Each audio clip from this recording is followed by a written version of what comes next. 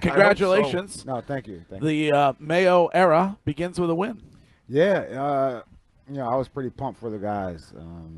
It's really not about me. I told them at the end of the game, I'm only as good as those guys are, and they went out there and executed. And all the praise and all that stuff goes to those guys. And for me, it's about changing the page and getting ready for Seattle. I feel like I owe you a bit of an apology. You don't owe me. If you guys say, like, I don't listen to any, like, seriously, I do not. I'm in a bubble. Yeah. I don't listen to anything good or bad as far as the media is concerned. I was mocking you on the virtual sprints. It's fine. It seems like the coaching style, the guys love it. No, for me, it's okay. I'm going to do it my way. And I feel like at some point in time, like, I have to trust that I have the right staff around the players, and those guys are going to go out and perform, and they did. So I'm excited for them. Once again, I'm good. Like, this is what I tell people all the time. I try to be very truthful because I was a top 10 pick in 2008, so I'm okay. Are you planning on saying something before every game to Jacoby Brissett that makes him cry? I always I feel like someone who has the ball in his hands every play. I need to make sure we're on the same page. And, he went out there and displayed a lot of things. Like, he's a tough guy. There's a tough guy that it really doesn't matter. And I talk about pulling the nose up on the plane, and he did that a few times and actually made some plays with his legs, which is surprising. He's like probably the slowest black quarterback in the league. No. Look at Stacey. It'd be tough to find one slower than him. It'd be tough to find one. But Jerod, this is an interesting point because you talked about for the players, right? And I thought you meant being slow. No. When did you realize, or when did you maybe, because it's all about buying in to what the coach is trying to put out there, buying into the culture. When did you realize that this team was buying in to what you were saying? It's hard to really pinpoint when that moment happened. We give these guys targets every week, and as a coaching staff, we try to say, look, if we get these 3 things done, we'll be okay. What I will say, look, it's one game, and so I'm not saying to pump the brakes, I am saying to pump the brakes. It's one game, and until we continue to win and continue to go out there and play football the way that we know how to play football, we'll see what happens. I mean, you talked a lot in training camp about specifically being able to run the ball and control the line of scrimmage. I said it before this game, and I tell the players, I don't care if you feel like I'm giving out game plan secrets or anything like that. I really don't. Like, I'm telling you, we're gonna run the ball. You got to stop us at some point in time. Like, you got to stop us. And I tell the players too, like, if you want to go out there and talk noise and say how great you are, I'm good with that. But you better be ready to go out there and prove it each and every week. And I think the guys buy into that. Yeah. And we had Boomer Esiason was just on with us. Love Boomer. And Boomer was talking about Rhamondre Stevenson, running the ball 25 times. Can he do that all season long if that's what this team is going to be?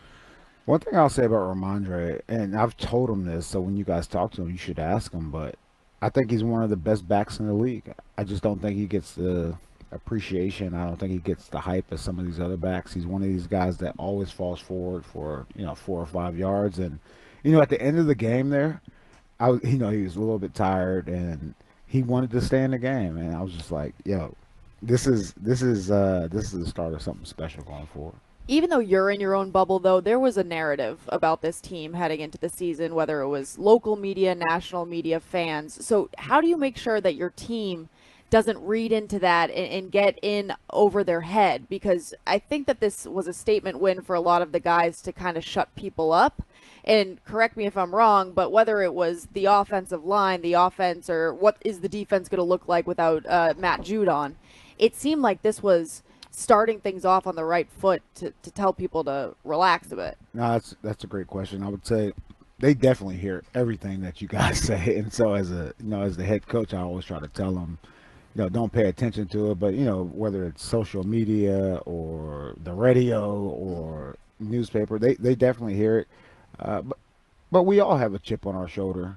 We all have I mean, you don't have to know what it is, but we all have a chip on our shoulder from whether it's childhood or adulthood. And those guys just went out and played hard. They went out, and so now the challenge or the opportunity for me is to, instill a sense of urgency with these guys, and if we got to learn how to win. We got to learn how to win, and we won one game, and that's what it is. It's one game, and I think that's a huge part of it. Jerod, you said at the beginning of this how proud you were. You were happy about the players, but was totally apparent to everybody watching how happy they were for you. It's not every day you see a Gatorade bath. It was early, but I was still a couple minutes left. Week 1 Gatorade. I had a lot of faith in Rhamondre. No, left me sticky. No, but I mean that had to be satisfying and a real memorable moment for you as a head coach. No, absolutely. Going to the game, I felt pretty good. I felt normal, I guess that's the way to say it. But at the end of the game, that's when it really hit me. At the end of the game, it didn't hit me at the beginning of the game, middle. It didn't hit me, 5 minutes in the fourth quarter. It hit me when those guys continued to run the ball and run out the clock, and that's when I was like, all right, we're gonna build something. We got to build off of this. Offensive line only allowed 1 sack. I've told you guys the entire time, and I've told the media, we've overblown the deficiencies that we have at offensive line. Every single preseason game, turn on the tape. This is what I always say, turn on the tape. Every single preseason game, I would say we dominated the line of scrimmage offensively and defensively. Now, there were some things. There was the one practice versus Philly where everyone kind of blew it out of proportion, but I have nothing but total faith in Scott Peters, AVP, Kugler, Mike, all those guys to get those guys ready to go, and we don't hear it. We don't hear it. Now, is there any chance with the offensive line playing as well as they played that we'll start to see maybe some Drake May packages? Because when you think about running He's the number one Drake May advocate over here. When you think about running the football, come on, Wiggy. We won the game. Right, but when you think about running the come football, on, Wiggy. Hey, it's about Jacoby. That RPO looks good. Wiggy, it's about Jacoby. Yeah, no. I'm just asking the question. It's about Jacoby, and I would also say, look, Jacoby. How many plays did he make yesterday with his legs? And from a defensive perspective, you don't really expect that. And then when he does it, he does it. He did a good job. Jacoby did a good job controlling the game, not making mistakes. We won the turnover battle. We won the hit and yardage battle. And that's what I'm talking about. Jacoby was behind Second Rhamondre leader second when rusher. it comes to that. Does that worry you that it's those two, that it's your quarterback and one guy that's getting all those yards for the team? Not at all. Okay. For me, Rhamondre is one of those guys that you can give him the ball 20, 25 times, 20, 25 times a game, and he'll get you 4.5, 5 yards a carry. And, the guys behind him, Gibby and Hasty, those guys, they also have a skill set that's pretty good for our offense. What about the operation, Jerod? So even teams that are talented, that have coaches that have been there for a while, when they change both coordinators, it's a learning curve. Well, yesterday, your first game as a head coach in the regular season, DeMarcus Covington's first game as a defensive coordinator, Alex Van Pelt, first time working with you guys as the offensive play caller. How'd you think the operation went? I thought it went well, and we ironed out all the problems during the preseason. After every single game, I would ask for feedback, like how can we do this better? Wiggy has some ideas. No, I'm sure. Look, like I said, it's one game, and I've always said that the team you see today won't be the team you see tomorrow. And so that's our mentality. And, we have a North Star, we have a red star all over the building where that is winning, but at the same time, it's getting better each and every week, and that's what I expect from the guys. We are at Gillette Stadium with Jerod Mayo. We are at Gillette. And the Hellman's Mayo question of the week. By the way, you can purchase Hellman's at your local Walmart or grocery store to add extra deliciousness and creamy flavor to your game day dishes this football season. Yum. Creamy. Yes. Maybe always. Maybe rather than Gatorade. When it's a win, it ought to be Mayo. A Mayo bath.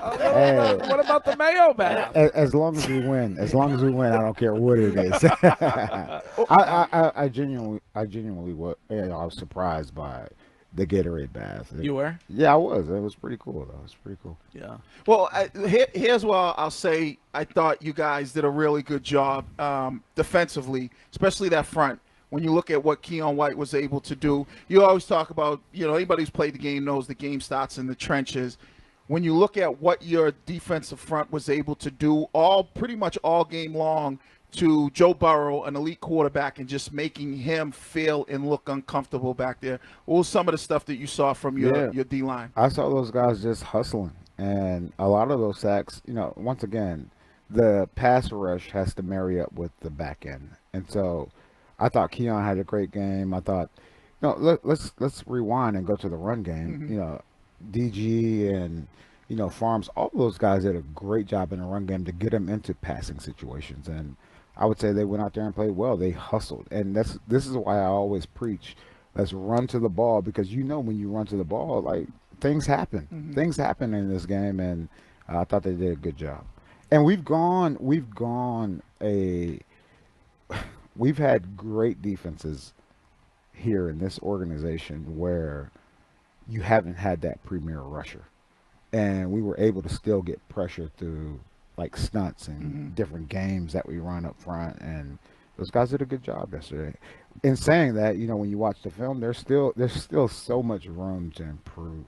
There's so much room to improve. And, one thing I will say about the game, I was so proud of the guys. I always talk about pulling the nose up, right? And so when the plane's going down, I'll be ready to pull the nose up.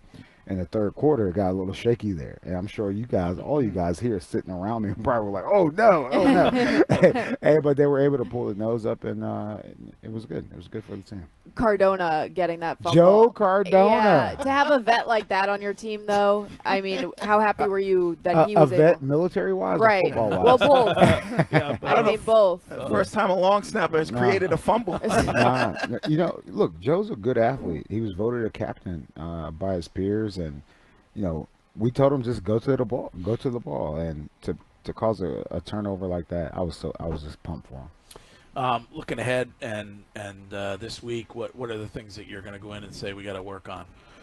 First, I do think it's important that the guys know, when we hit our targets, like, we have a very good chance to win the game. And so before we change the page, that's what I want to talk about. And then after that, there were so many plays out there that we just kind of left out there, and I want to show them that, like, even though we walk away with a win, there are so many opportunities for us to be a better football team, and that's my message to the team. We saw that Robert Kraft gave you the game ball after. Must have been a nice moment for you. Did you happen to hear from your predecessor? Congratulations on the first win.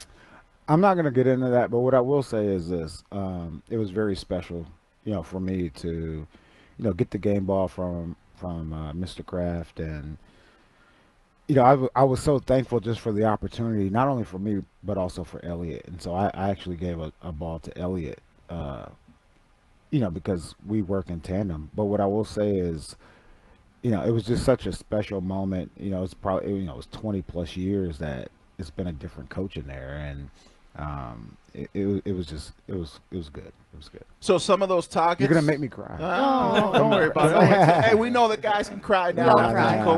Men don't cry. Some of those targets, would that be, holding your opponent to 100 yards rushing, your third down proficiency on defense was you kept them on the 45%? We'll always have a good run defense. I truly believe that. And when I talk to you guys, like, I'm talking to the players. They listen to this stuff. Like, earlier what I said was, they, Instagram, whatever it is, they listen to it. So here you go, guys. We'll always be a good run defense, no matter what. And our job defensively is to, make the other team one-dimensional, and that's what happened yesterday. Go ahead, finish your question. You want to say something? Go ahead. I just, because I love to kind of give people a look behind the curtain a little bit. So, and you do a great job. Some of those things, and then obviously, where is the curtain? Yes, we pulled it back right now. The Monday morning meeting. I bet it was probably guys were pretty happy to be involved in that, and just talking about some of. I know it's difficult to really say some of the things that we try to set goals for. But it looks like you were able to do defensively and offensively. I don't know if it's a $125 that you're looking to do rushing the ball on offense. But I said I think it was Wednesday. I said we're going to run the ball. It's not a secret. Once again, I think sometimes it gets overblown. Oh, all these, they know the scheme. They know what you're trying to. Look, we're gonna run the ball all year. I don't want to talk about it anymore. Here you go. We're gonna everything that we do is just listen. So I never have to answer this again. We will always offensively be a run first team, and you got to stop it. And if you do, then we have other answers after that. It's not a secret. And I would say, it comes down to everyone gets so tied up into the X's and O's. No, it's about beating the man across from you. It's about execution. It's about being tougher than that guy. It's about playing with better fundamentals than that guy. It's about moving bodies, as you know, right? You move bodies. Well, back I don't in the know. day. I mean, You had good hands. You Just didn't let block. me You catch didn't the really- football. I left moving bodies to Rod Rutledge and some of those offensive linemen. Just has hands. They're very good. But, Jerod, we've been talking all day about, Jacoby Brissett's start, how that sort of adds to the runway to sort of get the season underway and see where you guys are. The plan, I know you're not going to pull the curtain back on that completely, but are there revisions? Have there been revisions to the plan with Drake May? Where are there things that could happen between now and week 5 that would change it, or is the plan just no matter what happens on the field, you're going to stick with what you and Elliott have put together? As a coaching staff, as an organization, we're 100% behind Jacoby. I just read that off this paper. I like that. Hey, we're 100% behind Jacoby, and we have a developmental plan for Drake. I mean, it's not for you guys to know what the developmental plan is, but we're developing him as well as getting Jacoby ready to go out there and be our starting quarterback and win games. I'm not sure what else I can say about that. No, and is a part of that being, a former player, and you brought him in here and told him, hey, this is your job, so you want to honor that? No, that's not how it worked out. It worked because I preach competition all the time, and Jacoby won the competition, and he won the game yesterday. The team won the game yesterday. The guys are behind him. Like we're moving forward, and we're getting ready for Seattle. And is Drake on the same page when it Drake's comes to on that? the same page. He understands. I had an individual conversation with Drake. I had an individual conversation with Jacoby. I had a conversation with the two of them together, and I also had a conversation with the team. And we're all on the same page, very transparent. I believe, coaches should be transparent because we've all had coaches that weren't. Oh, believe that. And it kind of makes you upset. And so for me, I'm always going to be honest, and I tell the coaching staff our job is to put a mirror in front of the guys and show them what it really is so they can become the player that they want to be. And your family, you did a great job. Like, Mom, no, I didn't. Everyone around you is always going to talk about, how good you did. And when you come in this building, like, we have to be very honest with each other, have honest conversations. Do you find that being the thing? Because that is the biggest thing for athletes, especially football players in the NFL, is a coach that can be 100% transparent, and just say, hey, give it to me straight. I'm a man. I'll take it whatever way it is. Do you feel like that's part of, because we hear the players talk about the vibe is different. Do you feel like that's a big message for you, is giving it to these guys because you're a former player, the way, no sugarcoating it, so they can feel like he's keeping it real? I do. And this is a relationship business. Mm-hmm. And if I can't tell you the truth and what it really is, then we're going to have a problem. Like, we're always going to, it may not be a problem today, it may not be a problem tomorrow, but at some point in time, it's going to be a problem. But if I always tell you the truth, I don't have to remember, hey, what's the last thing I told you? and so, 100%. And once again, I don't want to, it's a great win for the team. At the same time, we have so much to work on. How much stock do you put in that it was a road win, the first one? And will the vibe be different now that you have a home game ahead of you? Not really. We talk about, if we don't create our identity, someone will create it for us. You guys hear on TV and podcasts and radio.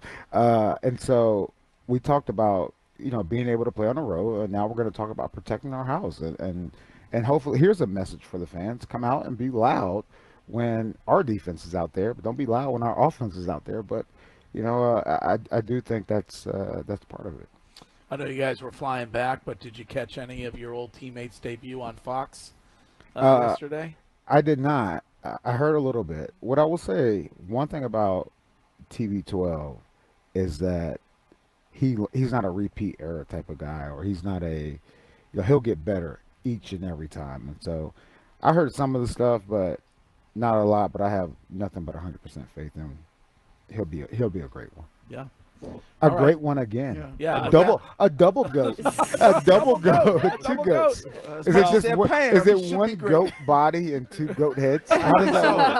I think so. I think that. Well, listen, congratulations. I Off to a appreciate good it. start here, and turn the page and get ready for Seattle. You got Yeah. talking a lot of noise about me next What- time I'm coming we're here. gonna- it's Now, all I'm saying, gonna be and who knows? positive. We'll It's just keep all- winning. We'll just keep winning. Listen, I'm happy to apologize. No, you don't have to apologize. I didn't the virtual sprints reps thing. I wasn't Virtual it's- sprints. You're not doing virtual sprints. all right, now we're doing fat jokes. No, I mean, no, what- I don't know. I'm not doing fat jokes. I just said you don't do virtual sprints. Yeah, no, you got me. You got me.